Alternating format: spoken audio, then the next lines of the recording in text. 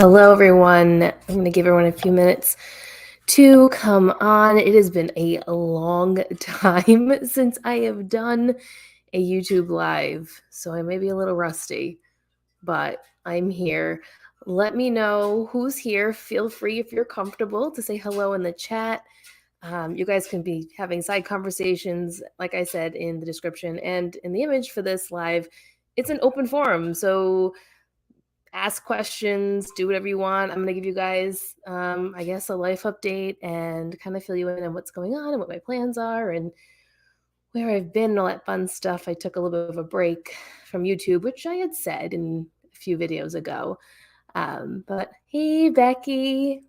Hello, hello. So yeah, I'm here.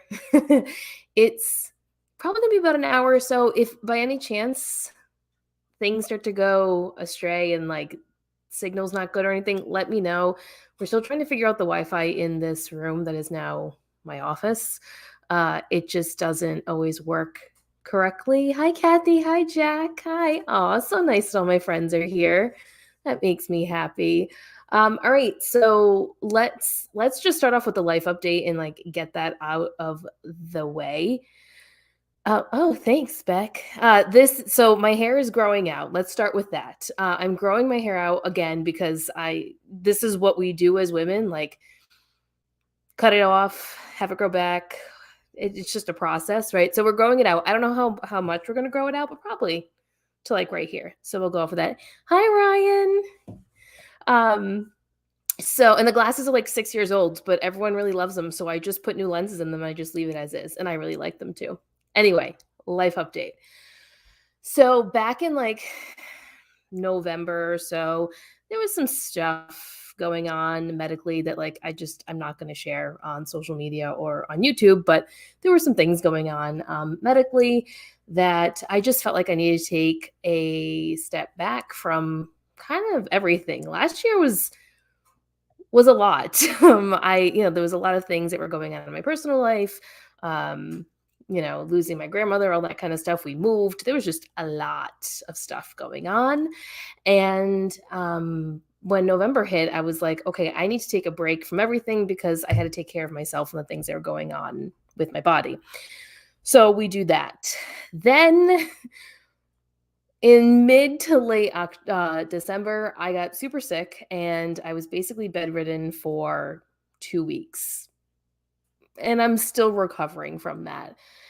And I had to take a backseat from reselling and take a backseat from everything. I did as much as I could. And people who are close to me kind of know what was going on. Like I said, I'm not going to be like sharing all of this with everyone on social media, but there were medical things happening. Hey to all the friends that are coming into the chat. Hello, hello. Just sharing my little bit of a life update here. So then January comes around, and I'm like, all right, I'm going to get my act together. And these are all the things that I want to do for 2022. And one of them was to be a little more proactive here on YouTube, because taking a break, and if you're on YouTube, you might understand this as well. When you even take the slightest bit of a break from YouTube, it's really hard to get back into it and like get the rhythm going again, to like film videos and get those ideas flowing of what you want to do, and all of that kind of stuff. And I started off with something that I've been wanting to do since we moved in September, and that was my inventory system. So to ease my way back into YouTube, I did a haul, and then I was like, all right, I'm just going to document my process here of me trying to create this inventory system. I've never created an inventory system before, because when I started reselling, I was in a small 1-bedroom apartment with my husband until we were finding a house to move into. And I didn't know what to do. I didn't know where to start. So I've just been documenting that. And that's kind of gotten me back into the rhythm of wanting to create YouTube videos. So then my next step was, I'm going to go live and talk to the people who I haven't talked to in a really long time and have a conversation with them and just see how everyone's doing and fill you guys in on what's happening over here. So, I am going to go back and do the what solds for the RealReal and the what solds for Poshmark and eBay and all of that fun stuff. I just needed something really small to kind of get myself back into it. And speaking of the RealReal, I took November and December off of the RealReal, and let me just say, my payout is like it's sad what it's going to be, what it was in December and what it's going to be for this month as well. I haven't sent anything um, in 2.5, almost 3 months. I have a big box sitting in the room adjacent to this one that I just haven't sent off. In my last video, I talked about the RealReal now comes to Rhode Island, which is really exciting. But the downside of it was I thought they could come on a Saturday. Well, they can't. So I have to be home, and they only run Monday through Friday from like 8 to 4. Well, I'm at work during those hours. So I need to be home for one of those days until they have Saturday pickups in here. So yeah, I'm gonna document that when that happens. I'm gonna try to do it on a day that I work from home, so that you guys can see what that process looks like. I'm kind of excited. It's called the white glove service. I know Robin, who's in here, she gets the white glove service all the time. I'm just happy that I don't have to make an extra trip to UPS. Like, that's what I'm really excited for.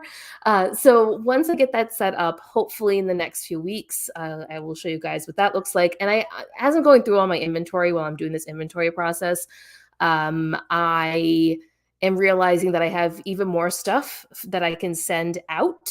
So I'm going to create another box. I'm going to get back into that rhythm, back into that system of like sending boxes out and getting and maintaining that 70% off, which is the most important thing to me, is I need to maintain that 70% VIP status. I need to keep that. So I need to send things in order to maintain that. I really don't want to start back up from ground zero.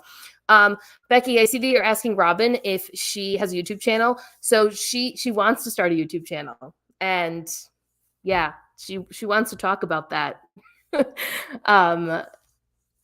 Anyway, I see all your comments here about the RealReal and Becky saying that she started because of Jack and I. And well, thank you. I got started because of Jack. So I basically just followed Jack's lead. But yeah, it's a great little side thing.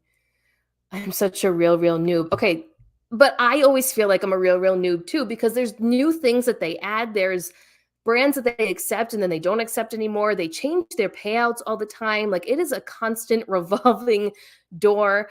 I would love to go to one of their retail locations. Like, I would love to do that. I would love to go to New York. I would love to go to Chicago, one of those locations, and just see what like the store process is like and everything. That would be great. But maybe when things calm down with how everything's going on in the world right now, that would be amazing.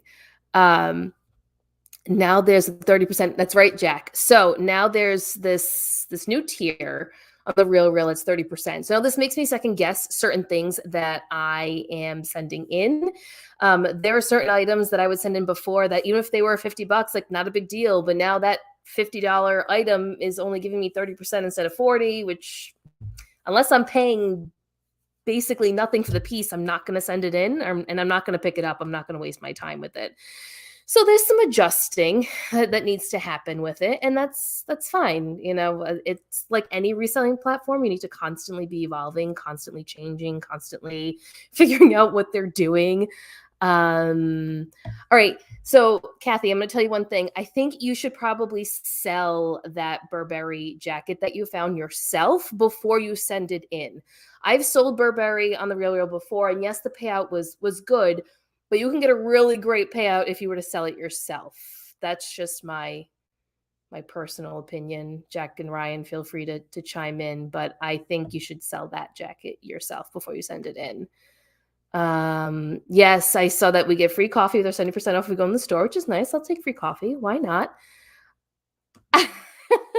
Diane von Surf and Turf. Yeah, so I just sell that myself now, and I really don't pick it up as often as I used to because it's not worth it for me. I can't send it in the same way as I used to. I'm gonna marry the RealReal guru and send maybe a box.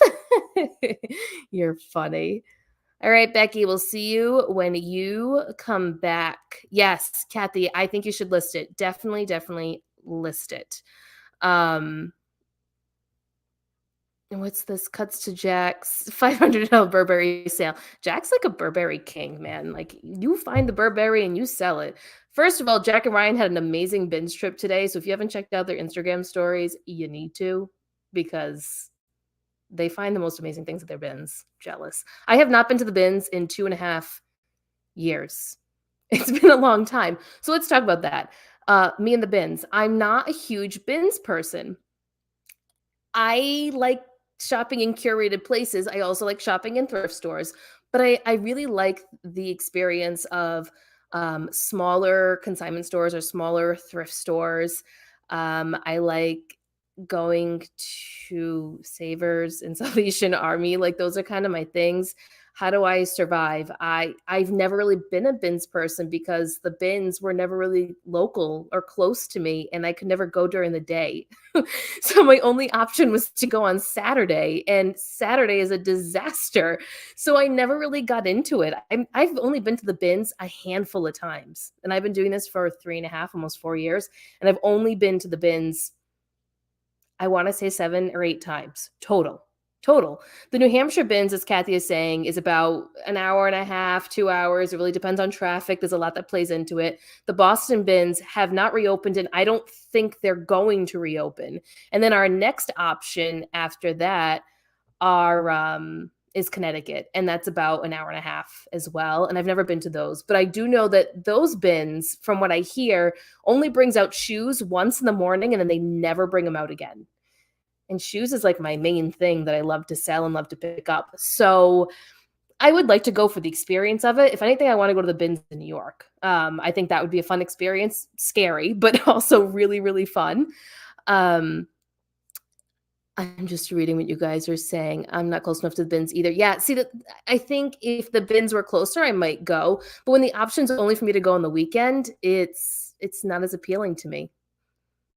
It's just not. If I had all the time in the world, then yes, I would take the 2-hour drive and I would spend all day, and it is what it is. But the New Hampshire bins aren't necessarily the best when it comes to what I'm selling in my closet. Like, yes, you can absolutely find great brands there. I have found amazing items there, and I have flipped them for quite a profit, but it is not like when I go into Boston and go to my consignment stores and thrift stores and smaller little mom and pop places.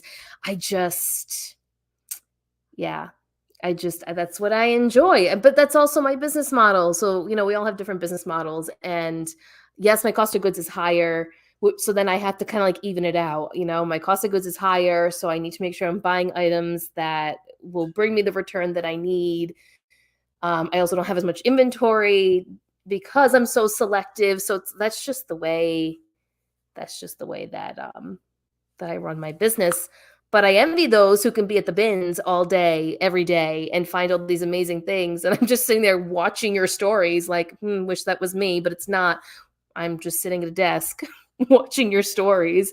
And then on the weekend, I just don't have the energy to drive and be at the bins and deal with everyone. I can't do it. But it's a great way if you want to get started in reselling is to go to the bins. Highly recommend going to the bins if you're just getting started and you don't have much capital and you want to get items and test them out and see what works for you. Then the bins is a great way to go. Let's see. Sorry, guys. I'm glad you guys are all talking to each other. It makes me really happy. Oh, Shannon's here. Hi, Shannon. Shannon's never been to the bins. Wow, that's impressive. And Shannon, you've been reselling for a long time. Oh, okay. Portland bins. Kathy, been there. Portland bins are great. Love them. Very organized. The people are wonderful, very kind. There aren't like mad rushes and mobs to each bin. And if they are, they're very polite about it. Yeah, Portland, Maine, great bins. And we have some great friends in Portland, Maine, that are always at the bins. So I would love to go to those bins again, but that's like 2.5. No, that's longer. 3 hours, 2.5, 3 hours from me. It's a little far. That's like, I should probably go for the weekend and hang out. Hi, Laura. Hello, hello. I will say, when it comes to consignment stores, since this came up, Brenna is saying she never goes to consignment stores and need to switch it up. I think it's fun to go in consignment stores for 2 reasons. One, yes, of course, the most obvious one, you're going to come across inventory that you don't normally find in your thrift stores, and they curate it, right? So it's a little different. The other part of it is it's nice to go into consignment stores or buy sell trade stores and just see what's on the rack. Like, just go through each piece and see, what are they picking up? What styles are they grabbing? How are they pricing things? Like, all of that gives you such great insight as to what you can do when you're going into your thrift stores or when you're at the bins. Like, what kind of items, what brands should you be getting and adding those into your collection. So I think that's fun when it comes to consignment stores. There are times I go to consignment stores that I know I can't actually buy anything to resell, but I want to go in because I want to see what luxury brands they're bringing in, and I like to learn about new brands. And there's one in particular that I go to on occasion, and they mostly sell luxury, and they're local. But they have a lot of handbags and stuff. But I like to go in like for authentication purposes, so I can get better at my authentication and see what a real, I don't know, Louis Vuitton handbag, like a specific style, what it really feels and looks like, what the stitching looks like, all that kind of stuff. I think it's a great brand knowledge thing to do too. Great to source from, but also great to learn from. So yes, I do love that. Okay, so we were talking about life update and all that stuff, and YouTube, and coming back on YouTube and being more active on here with all of you. And I think I do want to start the whole, I had done this last year at one point. I did it with Becky, actually. We did like a listing, like a list in live type thing. And I did that with Becky, and that was a lot of fun. I think I might want to bring that back, but bring like multiple people on, and pull some of my friends that would feel comfortable coming live and kind of just doing, a list and chat kind of thing. You guys can be in the chat or you can be live with me, and we can all list together. Like, we pick one night, we dedicate 1 hour to it, and we just list, right? We just get through, or photograph, whatever it is that you need to do. I think that'd be fun. Yeah. So let's talk about what, besides YouTube, besides all that, like where I'm at right now with reselling. And I think I was in like a stagnant phase for a while. I like from June of last year until December, I was kind of stagnant. I wasn't really growing. I wasn't really doing much of anything. I was just kind of like even keel. Like everything is fine. Let's not change everything. We're good, right? Like, don't do anything. That's where I was at.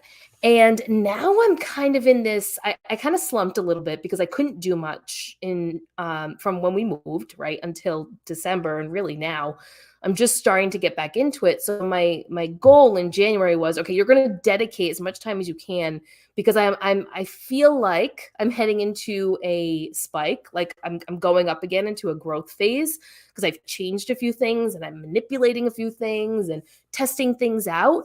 And I want to continue that momentum. So I have been super diligent about listing at least 5 to 10 items a day. It really depends. I've been relisting every single day. I've been going through listings, editing them, like doing all of the motions that I need to do to kind of bring my store, my eBay store, my Poshmark closet back up to where it was, because I didn't do much work for a number of months. When you take time off, these algorithms and things, they see that you're not doing anything. So they're like, all right, we're not going to push her stuff out because she's not doing much of anything. Well, we got to change that. So I got to do like double the work now.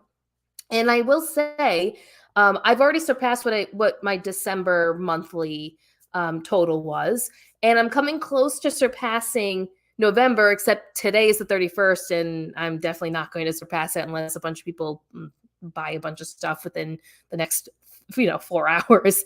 But it doesn't matter to me. I'm on this upward trend. So moving forward, I'm going to keep the momentum going. I have a new sourcing strategy. I have new places that I'm going while I'm sourcing. I'm really trying to figure out like where I fit in the whole sourcing world here. I'm going to be honest. I walk into a local Savers and I walk out within 5-10 minutes because I'm just unmotivated by it all. I walk in, I'm just like, I'm sick of this. I need something else. And I think that's why I've been traveling so much while I source. It's like a mental roadblock for me. I don't know if any of you have ever felt like this when you walk into the thrift stores that you go to all the time, and you're just kind of like, I'm over it. I'm over you. I'm over the situation. You don't have anything that I want, and I just don't feel like paying your prices for what you have. And I feel like that's what this like vicious cycle that I've had with Savers for the last 3 months or so. I actually went last week, and I was with my sister, and my exact words were, "Why am I here?" Like, I was just so frustrated by it all. And then I felt better because the next day I went up to a Salvation Army that I always go to, that I have really good luck with. So it's like finding the new things that just spark joy with reselling for me. And right now it's sourcing, finding those places and the items that make me really excited, that motivate me to do all the things I need to do to make the money that I need to make for myself. I think that's, and that's just something that I'm motivated by, right? Like you need some type of intrinsic motivation, and that's what it is for me. So that's that. So I feel like I'm going into another growth phase, which is really exciting. When you sit at a plateau in anything for a long time, so you can relate this to, like, if you're a gym person and you lift. So for example, when I was a competitive power lifter, if I was plateauing for a long period of time, you need to do something to change this, because you can't plateau when you're competing. You need to spike down and then spike back up. In order to do that, you have to manipulate the system somehow.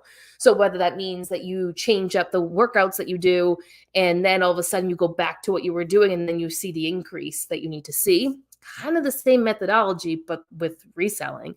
And I guess you could do the same thing with YouTube as well, right? Like, or Instagram, or whatever platform it is that you want to grow on.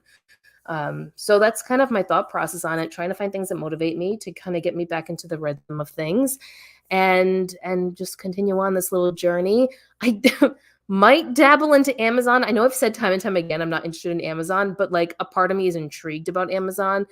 I don't think I would actually do it unless Matt would start, then I would probably help. And he's thought about it. So maybe dabble in it. Excuse me. But I just am curious. I want to see what the hype's about. I want to see why everyone's on it. Kind of like why I want to start when I started the RealReal. I was like, I'm gonna watch these videos. I'm gonna watch Jack Valentine, and I'm gonna see what is this all about, and how is he making all this money, and how can I do that? Kind of the same thing, except I really don't think I'm gonna actually dive deep into Amazon. I don't think that's what I'm gonna do. I just don't think I'm going to be excited about it. I don't think it's my style of sourcing. So, okay, Shannon, I don't know now, I heard that Amazon does have a free version to be a seller, but you pay 99 cents per listing that sells. Is that correct? They have like an individual plan, and they have like a business plan. I'm pretty sure that's the breakdown. If you do the individual plan, you pay 99 cents per item that sells, but you can only sell 40 items in a month. So then that equals the $39.99 that you would be paying. But I think if you're first starting out, that's kind of like the way to go. You go with the individual plan. And then if you see that this is something that you like, then you can move on to the $40 a month for the business plan. And that might be the route that I go, just to test it out, right? Just to kind of like say that I did it almost. But I would have to be like, there's the whole ungated thing. There's just a lot. And there's so much content on there, but the content that's out there doesn't actually tell you anything. So you have to pay extra money for these courses and stuff, which I totally understand. And no shame to any of those people that create those courses, because they worked hard to get there. But my brain can only handle so much, and I don't think I could do it. Yeah, Jack, Amazon scares me a little bit too. I did sell on Amazon many years ago, and I used to only sell books on there, because that's all that you could sell on Amazon was books. So I mean, I could go down that route again, but I don't know. I'm gonna read through this little document that I have. I'm gonna see what's what. Yeah, Shannon, like you said, you don't need a course to dabble, which is exactly what I might do. Just sign up for the free Amazon seller thing, and then I have the app on my phone. I'll scan a few things. I'll see what happens. I mean, I would do fulfill by merchant. I wouldn't do FBA, because I would have like maybe 10 things on hand just to try it. So I don't know. That might be something that I venture into later on, like quarter 2, quarter 3, just to see what's what. I mean, yeah, I'm trying to read your comments all at the same time. Robin, just listening to you about it stresses me out. Robin, you don't need to worry about Amazon. Excuse me, guys. You got enough platforms that you can worry about. You don't need to worry about Amazon. My brain can handle more than I have now. I see, and I think that's a great point, Kathy, is that Everyone can handle what they can handle, right? Like, I think it's important for each and every one of us to understand what's our threshold, how much do we want to take on, and what's important to us. I'm just going to take a sip of water, guys. So, for me, Amazon's really not that important. I just kind of want to try it to say that I did it. For me, the most important thing is to make a certain amount of money to reach my financial goals that I have for myself in my life, to pay things off, right? To I don't know, go on vacation, whatever it is that I want to do. Like, those are my goals that I have, and I know how to attain those with the things that I'm doing right now, and then maybe supplementing with other avenues of income. So, like YouTube, for example. Not that I'm making hundreds and hundreds of dollars on YouTube because I'm a baby channel. But it is something that you can make money on. But yeah, I really think it depends on your goal. If your goal is to create a side income for yourself or an extra income for yourself, I don't know if Amazon's the way to go. I think it's find the thing that you enjoy doing and go with that. What's your business model, and go from there. If reselling is your full-time job and you need another stream of income to come in, and what you're doing right now, there's nothing else that you can really add to it that you think would be beneficial for your business, and Amazon might be the next step for you. By all means, there are a lot of people that are extremely successful with Amazon. But I wouldn't know where to tell. Like, I don't know where to go for any of that. But I mean, that is another way that you could go. Oh, Leanne's here. Hi, Leanne. Oh, it's your first live and you're happy it's me. Well, I'm happy that you're here. Love that all my friends are here. Shannon says, really, what's your goal? Money? How much? You can make money, but even FBA requires you to label the items unless you want to risk sending a box in without labels. Yeah, there's a lot of like nuances to Amazon. There really, really is. Sorry, guys, I might be coughing throughout this just because I'm getting better. So there are instances where I might start coughing, so I'm sorry. Business model, it is small, but it works for me, not trying to be anything else. Yeah, and Kathy, you have a full-time job. I have a full-time job outside the home, and there's only so much that we can handle. Some people say, like, Daniela, how can you handle all the different things that you're doing? And it's like, well, I know my limits and what I can and can't handle. And if I can't handle something at any given point in time, I stop doing it. And then I come back when I feel like I can do it. And there's nothing wrong with that. There is nothing wrong with taking a step back and taking a break from anything. Like, I don't have the motivation to post anything on social media and Instagram, whatever. It is what it is. When I feel like posting something, I'll post something. I didn't have any drive or motivation to make YouTube videos for 2.5 months because I physically couldn't, and I just didn't want to do it. I wanted to focus on myself. So whatever works for you in your business, you do it. And who cares what anyone else says? You do what's right for you. Jack says, that's me. Do what I genuinely love and have interest in, aka clothing. Yeah, it's so true. Soap and Campbell's soup on Amazon doesn't interest me. Yeah. Or like going to find the latest, hottest toy. Like, I don't like that. And like, here's the other thing about Amazon. Like, if you get one of those, like, I don't know, messages that there's a hot item at such and such a store, you need to go out and get it right now. I'm not getting up to go get that item. Sorry to break it to you guys. I'm not doing it. I'm not. So I would be an awful Amazon seller. Awful. Let's see. Does Chanel make soup? You're funny, Robin. Yeah, so I agree with you, Kathy. There are no there are no rules. There are no rules when you have your own business, right? You make the rules. You do what you want to do. And I'm with Jack. I like clothes. I like fashion.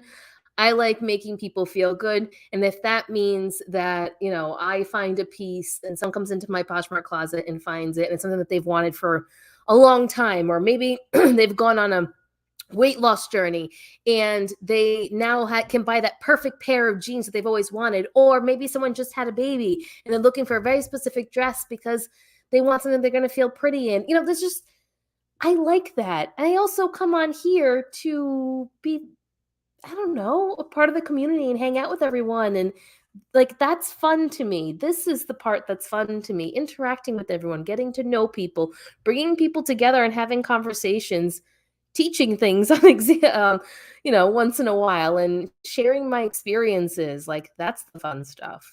The rushing around to different stores trying to find things is not fun to me, unless it's to a thrift store and there's a bunch of Chanel that was just donated and I need to go get it. Then and another reseller feels like sharing it with me, then by all means I'm going to run to that thrift store as fast as I can. As fast as I can, guys. Keeping up here with the comments. I went down to just Poshmark and eBay. It was stressful. I had multiple platforms. Yeah, I'm a Poshmark, eBay, the RealReal girl. I have things listed on Mercari, but it's like things around the house I need to sell. I tried like just listing shoes on there and had zero luck, and I just pulled them all. And then I have items on Tradesy that I forget about that I should probably just take down. But then Tradesy, like randomly you get a sale. And you're like, oh, wait, you're still here? I forgot about you. But I'm not really a Tradesy girl. Amazon's not for me, Sonia. Oh, hi, Sonia. I didn't realize you were in here. I want to sell stuff that I'm excited about. Yeah, I think that's the other part of it too, is when you're a clothing or shoe reseller and you're excited about those pieces that you're finding, like that thrill of the hunt, and you switch to something like Amazon, it's tough because there's no real emotional connection to those pieces, right? That's kind of like the beauty of what we do, is we have these emotional connections to the item for whatever reason. Maybe it's a really great vintage piece. Maybe it reminds you something about your childhood. Maybe it's just a really great brand and you're excited that you found it and it's something that's trending right now. There's just something special about that connection that we can have. Hi, Anne. Oh, hi, Chloe. Ryan. Yeah, I do love a good chit chat as well. That is for sure. I just like sitting down and talking to everyone. And I think next time, what I'll do is I might select certain people who are in the chat next time I go live. I'm going to try to go live once a month. And then like send you guys a link to come live. And then you guys can just come live with me. We can all chat in real time. I think that would be fun. Let's see what else you guys are saying here. Yeah, I agree with you, Robin. I have a hard enough time listing stuff I bought and don't like that much. Can't imagine bug spray. Well, that's the thing with Amazon too. You can just send it in a box and send it to Amazon and you don't have to worry about it. It just goes off and Amazon takes care of it. But you have to package it, you got to send it, that kind of stuff. But there's something to be said about buying things that you're not excited about. Don't buy them anymore. If you're not excited about it and it's sitting in a pile and you haven't listed it, don't buy it. Unless you need to buy those items because they're quick flips and you need to make a certain amount of money to pay your bills. That's a different story. If this isn't like your full, like for me, this isn't my full-time income that comes in. So I only get things that really excite me. I don't pick things up that don't excite me because I don't want them in my inventory. But if you need to make a bottom line, then I understand people that pick up all those, things that don't necessarily excite them because they sell and it's a quick return. No, Mercari. I don't understand Mercari. And Mercari is they're spending a ton of money on advertisements. I don't know if you guys watch football, but like I'm a huge football buff. And every single commercial is Mercari. It is wild. And yesterday during the championship games, they had an actual ad that the announcers talked about Mercari, like before they clipped back to the game. So that was wild to me. So Mercari is spending big money, but I just don't have luck with it. And maybe I just don't understand the platform enough to have luck with it. I don't know. The things I have sold the last month have been a gaming console, toner for a printer. These, I don't even know what they're called. They're for a drum set, and they're the bass pedals. I don't know. They were in the basement and Matt doesn't use them, so we sold them. And this other kitchen appliance thing that I had that I never opened. So like I'm selling random odds and ends. I'm not selling clothes and shoes on there. So if you're selling clothes and shoes on Mercari, can you please leave us a note in the chat and let us know how you're doing that? Because I'd love to learn from someone that is successful in Mercari. Because I feel like I don't know what I'm doing. I just don't know what I'm doing on that platform. Bread and butter, got that right. Actually, I should say bread and butter because we are in New England. Butter, okay? Oh, Kathy, you're working on your inventory? Good. Good. I will say my experience now working on my inventory and having somewhat of a system, minus the shoes. We're not going to talk about the shoe situation. I am going to come up with a system for the shoes. I just need a mental break from it right now. I will say having an inventory system comes quite in handy, especially when you're pulling sales, or if a customer has a question about a specific piece and you're like, really don't remember. Let me just go look at it real quick before I answer. It really makes all the difference when you have the space to do it. I didn't have the space in the last place that we were in, so I couldn't really create an inventory system. It was all kind of categorized by type. Like, okay, these are all jeans, these are all dresses, which is kind of what I'm doing now. But I have the totes labeled. I'm using like a tote scan system, and it's been extremely helpful to me. So, yeah. This is why I love listing Barbies. Loved them as a kid in the 80s and still love them now. Where are you listing Barbies? Are you listing them on eBay or Mercari? I just saw a really great video by Doris Day on YouTube. Her channel is The Way We Wore, and she is a she has like a vintage collection. She has a store in LA. She's amazing. She just talked about Barbies, and she had someone on who talked about the history of Barbies, and it was fascinating to me. Absolutely fascinating. I only sent old electronic. Yeah. Yeah. Electronics and games seem to be the thing for Mercari. So maybe that's just what we need to do. Mercari did me dirty. In what way? Please elaborate, Chloe. Please elaborate. I heard a Mercari commercial on the radio over the weekend. I wish they'd spend some of the advertising money to improve the platform. So their platform is interesting to me because it's very simplistic. The Mercari platform is not difficult, but at the same time, I don't really understand how items are getting pushed out to people. Do you have to relist? Or is that what that promote button is for? You promote your listing, right? So you technically mark your listing down, and that's its way of bringing it back up to the top. I don't know. Yes, everyone on there wants to spend $12 to $20. I almost said dollars. Wow. Yeah, I agree with that. I don't think, but then I've also had instances, Jack, where I've sold expensive brands on there. It hasn't happened often. It's happened like maybe 3 times. So I'm exaggerating. But I have sold higher end pieces on there. But I think you're right. I think it's almost like a Facebook Marketplace 2.0. That's what I feel like. Why did they come? Did you already answer this? Why they came after you? I'm gonna have to scroll down into the comments, but I want to make sure that I'm keeping up with everyone here. Yeah, Sonia, I'm with you. You always want to give Mercari a chance, and then you want to give up. It's kind of like eBay. Like you want to give up on it sometimes, but then things happen and you make sales, and you're like, well, god damn it. I'm gonna list again, and I'm gonna keep you in my repertoire here. I'm gonna keep you in here. I'm not gonna get rid of you. When I was selling Mercari, it was all mall brands and other bread and butter that sold quickly as far as clothing goes. Yeah, I can see that. I can see that. How many items in my inventory, Robin? I currently have 581 items. Please hold. I'll tell you in 1 second. I'll look in my app.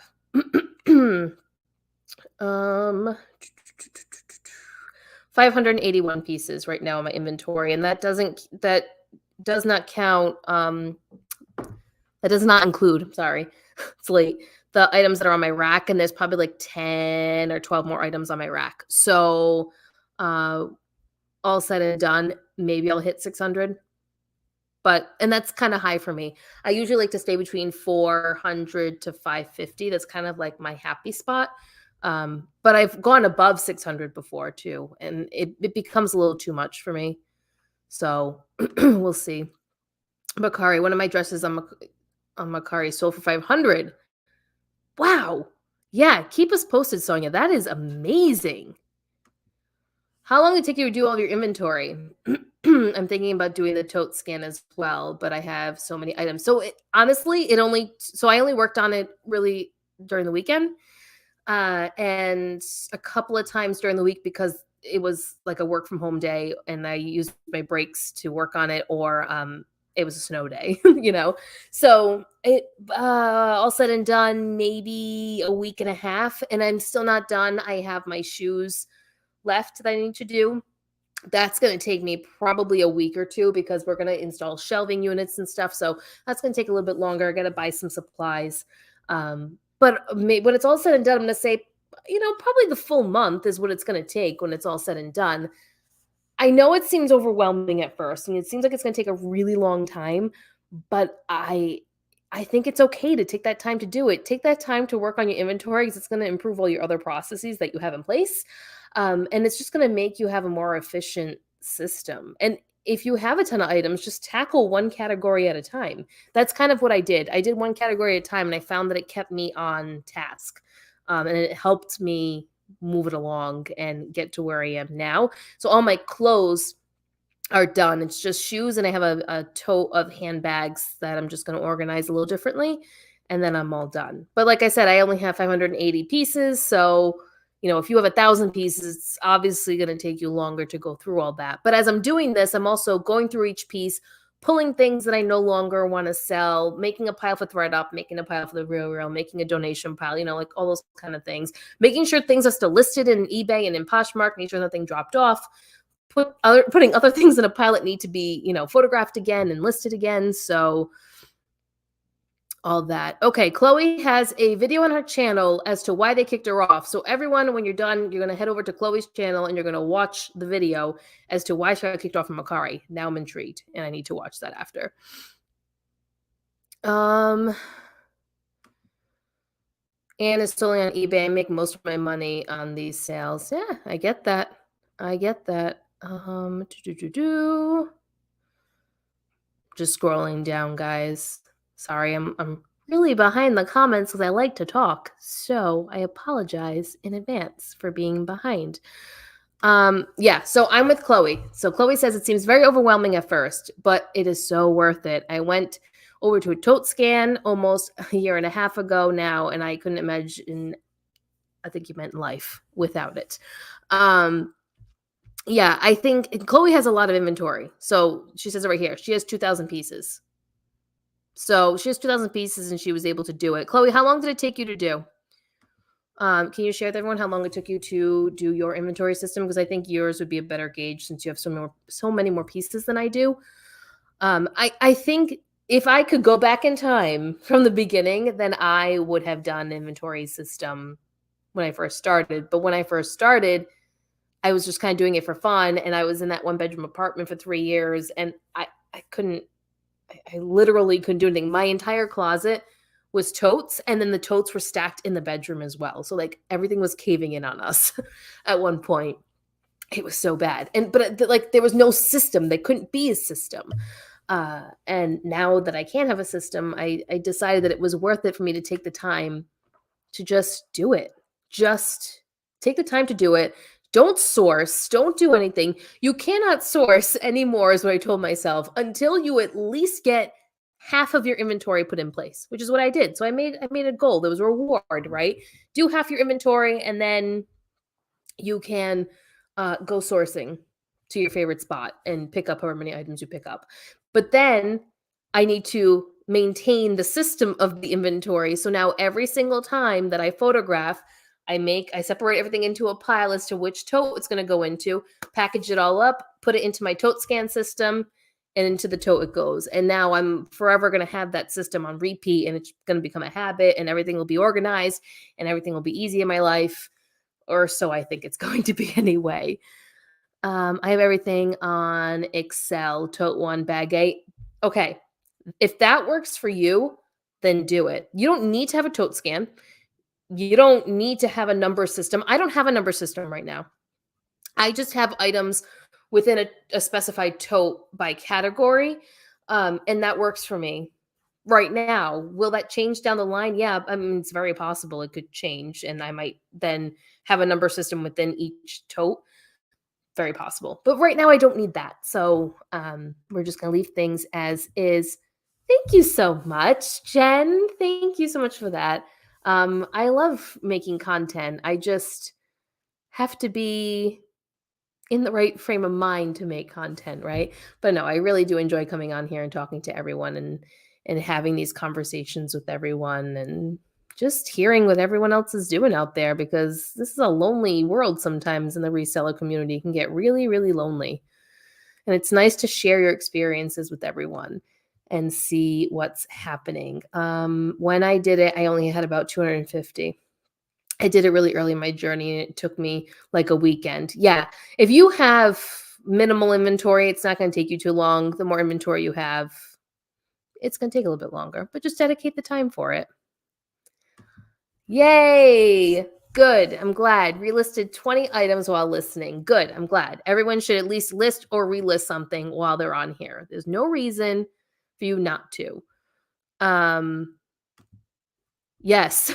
So let's talk about relisting for a second. In our Patreon group for Thrifters Villa, we have a Discord. And in that Discord, for the month of January, we had a little challenge. And by challenge, I mean we were just pushing each other to relist and list every single day, however many you can do. Like, we kind of gave a round number, like 5 to 10, but honestly, it's whatever you can do. And every single day we've tried to maintain that. And I will say, some of those items that I relisted within a couple of days sold, and they were pieces that were sitting for 60 plus days. So relisting can absolutely work. Now there's a caveat to that. If you've relisted an item 2, 3, 4 times and it's still not moving, then maybe it's time to evaluate that item that you've brought into your inventory and see if it's actually worth it for you to continue to relist it and try to sell it, or should you just move on from it? Should it go to ThredUp? Should you just donate it? Like make those little pros and cons and little branches for yourself and see what you should do with the piece. I think that's important to remember as well. Like if you're noticing you keep relisting this piece over and over and over again and nothing's happening, time to evaluate the piece. Was it a bad buy? Was it just something that people aren't really looking for right now? Is it not the right platform for it? Should it go to a different platform? There's so many nuances. So many. If I had to redo it now, probably like a month or two. You have 2,000 pieces, so I feel like a month or two would actually be really good. I really don't think that would. I don't know. If you already have somewhat of a system put in place, and you have 1,000 or 2,000 items, I think if you took those systems that you have and just manipulate them so they're more organized, it might not be that bad.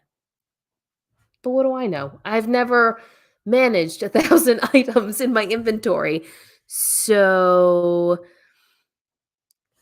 is it poof when you didn't know? Yeah, this is true. So Kathy's referring to the poof label that looks like Free People. I never knew what poof was, so I just always bypassed it. I was like, I don't know what this is when I first started, so I never picked it up. Ever. It's already 8:48. Wow, time goes by really fast when you do these lives and you're chatting with people that you enjoy talking to. What's been going on in your life, guys? Anything fun and exciting going on? Anything you want to share? Any questions? Do you have any specific questions for me? I do love questions. I do love answering questions. I don't hold back with much. So if you have any questions or anything, feel free to leave that in the chat and I will answer them as they come in. Questions about the RealReal, questions about anything, really. Anything. Personal, whatever. I'll share it. I will say that when I was sick, I lost about 25 pounds. I've probably gained like 10 of it back, but I did lose a significant amount of weight because of it. Not for the right reasons. But it has made me, because I was so sick, I had to change a lot of things that I was eating. So I've changed my diet now because of it, and it's kind of helped me maintain the weight loss, which was really nice. Maddie's happy I'm watching if she gets to stay up later. Oh, tell Maddie I said hello, Robin. Oh, yay! Yay! Start my new job tomorrow. Have fun. Good luck. You're going to do great. Is this that other job within the state that you were talking about? Brenna has a question. What percentage of your inventory is thrift, RA, or consignment? I don't do any consignment. Zero. I don't want to do consignment. I don't want that responsibility. I have no desire to do it. Unless it was a very close friend and it was like really great pieces, then maybe, but I just don't want to do it. It's just a part of my business that I don't want to have. So I don't have any consignment. Thrift versus retail arbitrage. I would say about 85% of my inventory is thrifted, and the rest is retail arbitrage. Retail arbitrage is fun, but it's also very expensive. And it all depends on where you go and what you find and what resources you have around you. Like, I'm not a big Nordstrom Rack girl. I won't go there really for the different sales that they have. I might take a peek, but our Nordstrom Rack here is meh. It's not great. I would have to go into Massachusetts for it, and that requires me driving, and it'd have to be a weekend kind of thing again. So, yeah, the RA that I do is fun. I enjoy it, and it definitely brings people to your Poshmark closet or your eBay store. It definitely moves quicker if you're buying the right things. You just have to be willing to do the research and invest in pieces. Not every piece is worth investing in. So, and RA is not for everyone. I dabbled in it when right before the pandemic, right? And then right after. So 2019, I started and I bought two really expensive pairs of shoes. I bought two pairs of Burberry loafers that I found at Nordstrom Rack. This was like the one time I actually bought, maybe the second time I actually bought things at Nordstrom Rack. And they were two pairs of Burberry loafers, like I said, new in the box with the duster, and they were $100. So I spent $200 on two pairs of shoes. I flipped each one for 300. So my investment was obviously a lot higher, but my reward was really great too. So, it really depends on the piece. A lot of times I'm doing jeans and dresses or shoes when it comes to retail arbitrage. That's generally what I'm picking up, unless there's some really great athletic wear, which can happen at times. I like doing it. It's a big investment. There are times you can walk out of a retail store spending $300 and you've only picked up 5 or 6 things. So you need to be okay with that. And it's definitely not for everyone. The thrift store stuff obviously is fun, but I think when I say 85% of my inventory is thrift store, it's thrift store, buy sell trade store, consignment store. That's in my thrift pile. So thrift store is one thing, right? Then there's buy sell trade stores, which are not thrift stores, but they're curated, and then there's consignment stores, which are even more curated. So that's kind of where I'm at with that. Just looking at, oh, it is a state job. Good. Well, you'll be great. You'll be great. I only do consignment if it's given to me and then I give them money, so it's a gift to them. Well, that's nice that you do that.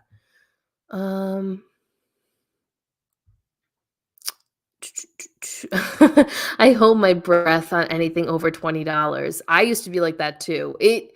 When I started online sourcing, that's when I started being okay with paying up with things, and it kind of like snowballed from there.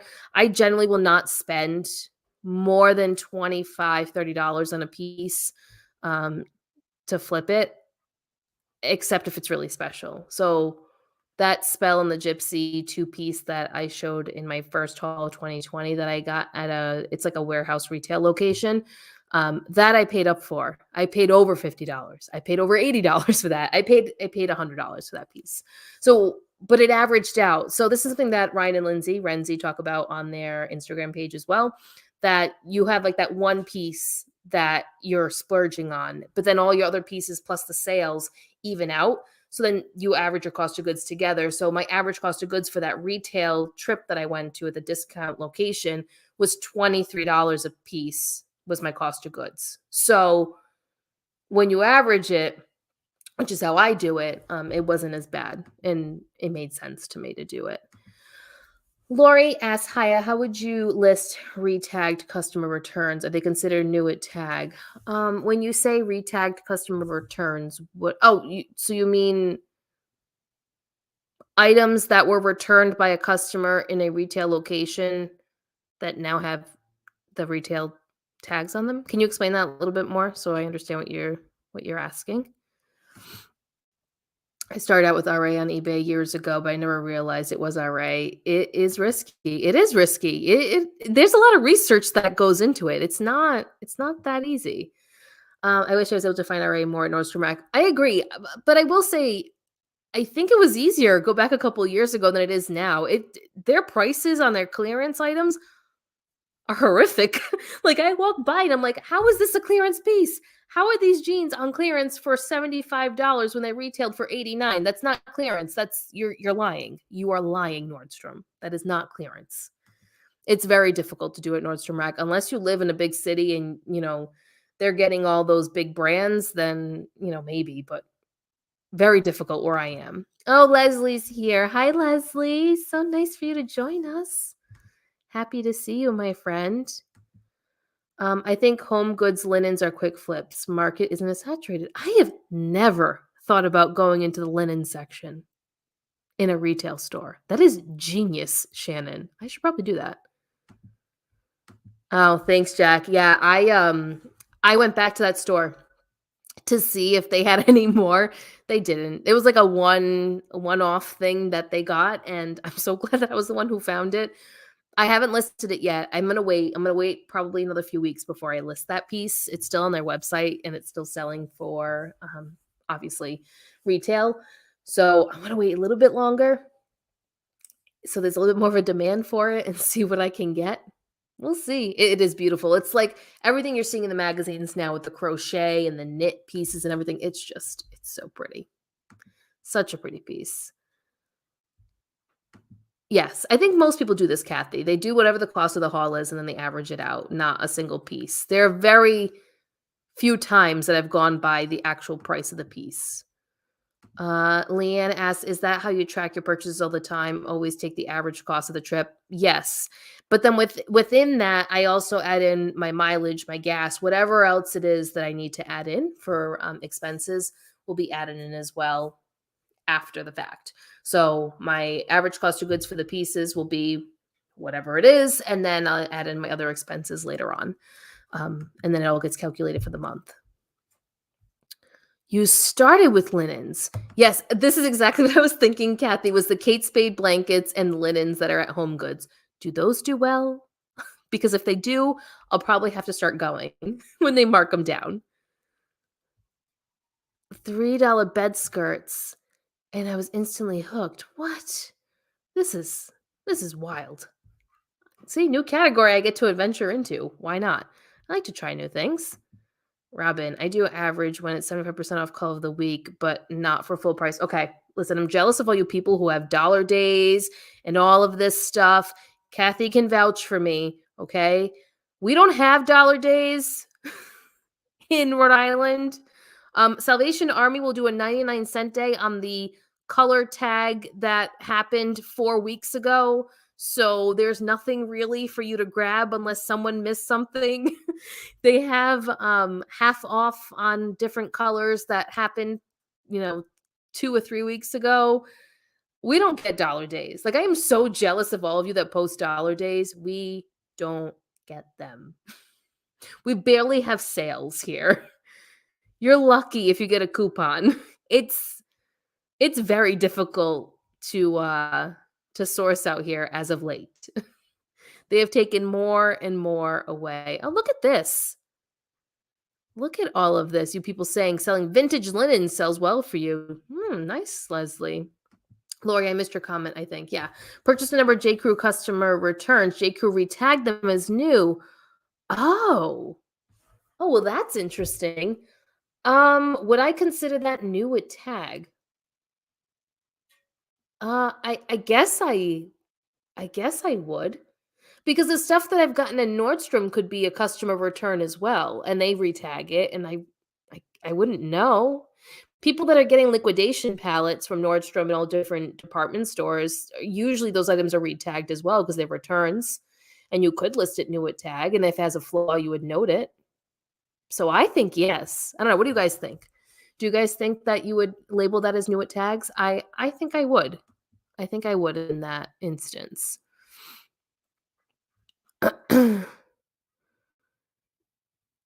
All right, thrift stinks. Yeah, it does. Yes, Rhode Island and Boston's the same thing. There's no such thing as dollar days. No dollar days, no sales, nothing. We don't get them here. We don't even get 50% off anymore at Savers. That's not even a thing. They got rid of that too. No dollar days. Color of the week is 70% off all week. Yeah, no. I will say there are way too many resellers in New England for there to even be enough stuff for us to get for a color of the week to be 75% off all week long. That stuff would be gone the first 2 days.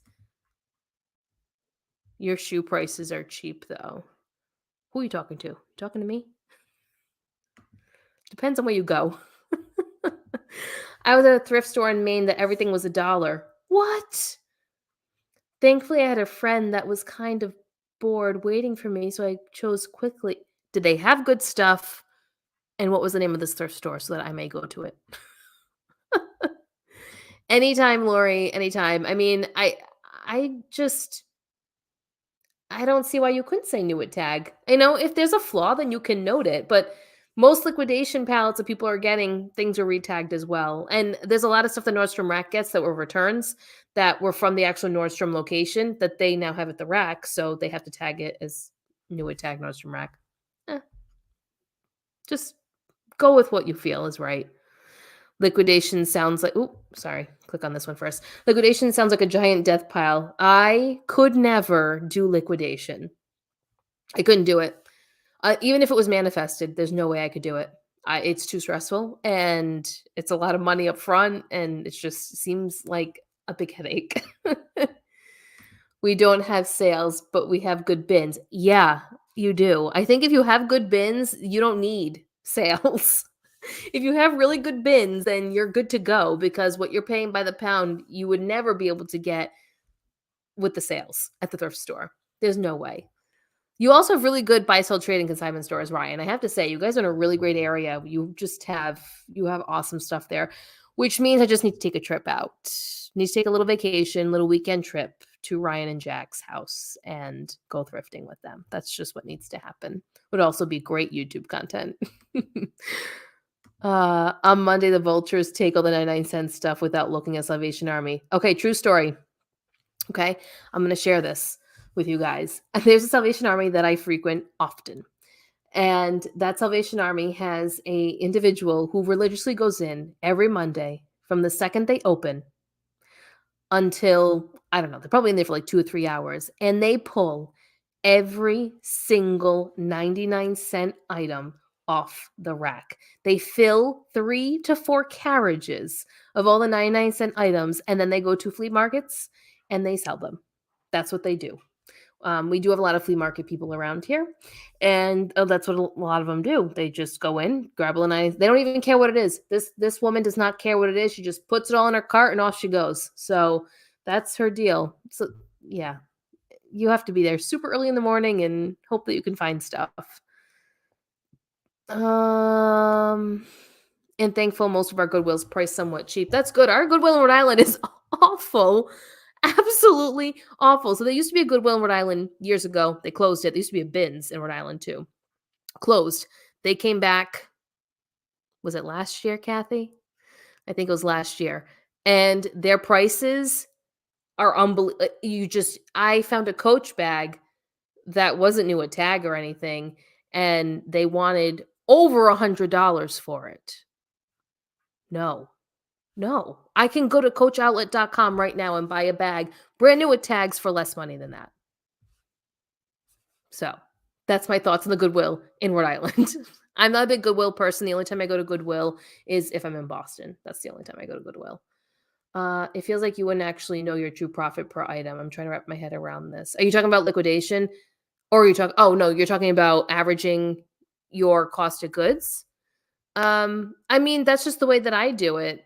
But if you feel like you need to know the exact true profit per item, then you can do it by each specific item. It just depends on what you're comfortable with. I'm okay with I'm more interested in the sell-through rate, and that's more important to me is sell-through rate, how fast it's sold for me. And I generally I don't want to put a number on it, but I would say most of the time I'm turning a profit. I'm at least doubling or tripling my money in the pieces that I'm getting. But that comes with time too, Leanne, and it depends on what you're selling. So, there's a lot of factors that go into it. Uh, I forget y'all call them carriages and not carts. I mean, I call them carriages, carts, whatever you want to call it. But yeah, it's carriage. I was wondering what a carriage was. Sorry, guys. New England talk here. A carriage is a cart. Sorry. Buggies. See, I think of a horse and buggy when you say buggy. That's what I think of. Do, do, do, do. Yeah, see, so Kathy's in agreement with me. It is not good. So, and here's the thing too, they wanted to expand this Goodwill. What do you call it? It's oh my God, what's the word? I can't think of it. Oh my God, I can't think of it. The owner of this specific Goodwill wanted to open more locations, and he was thinking about opening a bins, but they're really not doing. I don't think they're doing the business that they thought they were going to, but they probably should change their pricing. I also want to know what bins the Rhode Island Goodwill sends their items to. Which bins do you send your items to? Because I would like to go to those bins to get all the overpriced items that you have priced up in your store. So there's that water fountain or bubbler. It's bubbler, first of all, Shannon. Yeah, it's a bubbler. It's not a water fountain. A water fountain is that thing in the middle of a square with water shooting out of it. Franchise. Thank you, Kathy. It's 9:00 and my brain's not working anymore. That is for sure. Robin, I'm starting to do it more. It's easier to enter into my spreadsheet. Yeah, it is. So when I pay up for items, I do average in. Unless I bought like one or two of them, then obviously I'm not going to average it. And there's nothing else in the haul. It's just those 2 or 3 items that I'm going to do each individual price. So it really depends. North Attleboro Goodwill is meh. Kind of the same feelings as the Rhode Island one. It's a little bit better. It's like a smidge above, Kathy. So you're not missing out. There is another thrift store I want to tell you about, Kathy, that is nearby that Goodwill. I'll send you a message. Sonia. Oh, yes, this is the place in Maine they went to. Great bread and butter stuff only opens Friday and Saturday. LL Bean everything. Well, you were in Maine, and LL Bean is a capital of Maine. I think that is fair to say.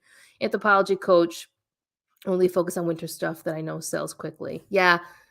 So someone, don't remember who it was telling me how they are selling snow gear really well this year. And maybe it's because a lot of people are going back out to the slopes because they couldn't the last couple of years. But snowsuits and stuff like that are selling really well. Kids, adults, all of that fun stuff. I'm going to give it like 5 more minutes, guys. If you have any other questions or anything that you want to drop into the chat, you can do that now. Thank you so much for hanging out with me for this last hour and 8 minutes and just chatting. And it was really nice to sit down and talk to everyone. And I'm glad that my stream didn't go crazy and the Wi-Fi didn't drop or anything, but I definitely want to do this at least once a month again. I was doing them weekly at one point. I don't think I want to do them weekly, but I do want to do it at least once a month and come on here and kind of talk. And like I said, maybe bring some people on and we have like a little grid going and we're all talking together and whatever else. But yes, if no one else has any other questions or anything, I'm gonna say that's a wrap. Thank you so much for coming to my first live of 2022. I'm gonna go list some things and make some tea because I've been talking for a long time. And while I do love to talk, I'm still recovering. So, oh, well, I'm glad you enjoyed it, Robin. Listen, lives are a lot of fun. They're great to come together and meet new people and just kind of share experiences and whatnot with the people around you. So, with that, everyone, I will talk to you all next time. I'm probably gonna come up with a what's sold video in the next couple weeks. So stay tuned with that, with like data and charts and stuff all over the screen. If I feel like being creative with my video, but I will be back in the next few days with a video for you guys for what's sold, and then we're gonna plan a live for February. Probably towards the end of February, because we got lots of things going on in February, lots of really exciting things with the podcast. So lots of recording and all of that fun stuff. But I will talk to everyone next time. Love you guys. Bye.